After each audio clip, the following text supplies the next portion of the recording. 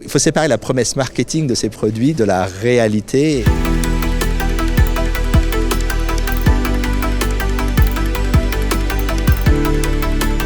Alors, ce qui est intéressant, c'est qu'avec des outils comme ChatGPT, ça veut dire que des personnes de l'entreprise vont utiliser un outil externe pour rédiger les documents, pour corriger des choses. La première des choses, c'est quelles sont les règles internes de l'entreprise au niveau de la sécurité. Puis ensuite, la question qui se pose, c'est s'assurer que ce que l'on produit est quelque chose de vrai, véritable. C'est un outil de gain de temps incroyable quand on le maîtrise.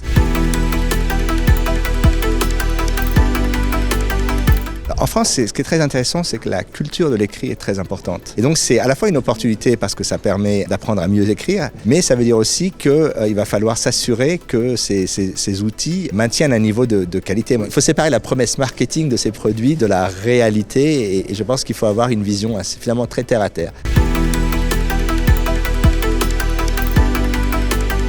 Récemment, Nvidia a montré que on va intégrer ces technologies dans des robots, donc l'automatisation. Et donc en fait, ces techniques qui pourraient faciliter la vie des gens, ce qu'on appelait les knowledge workers, ceux qui écrivent, en fait, ces technologies vont aussi pouvoir faciliter la vie des ouvriers. Et je dis faciliter parce que, encore une fois, il y a toujours cette question qui est posée de oui, l'IA va d'une certaine manière détruire des emplois. Moi, je pense que ça va être très marginal. Le véritable enjeu aujourd'hui, c'est le maintien de la compétence. On est dans un monde où une grande partie des gens ont du savoir-faire et donc la nouvelle génération qui arrive, avant de l'automatiser, la question qui se pose, c'est de savoir si on va maintenir le niveau de qualité.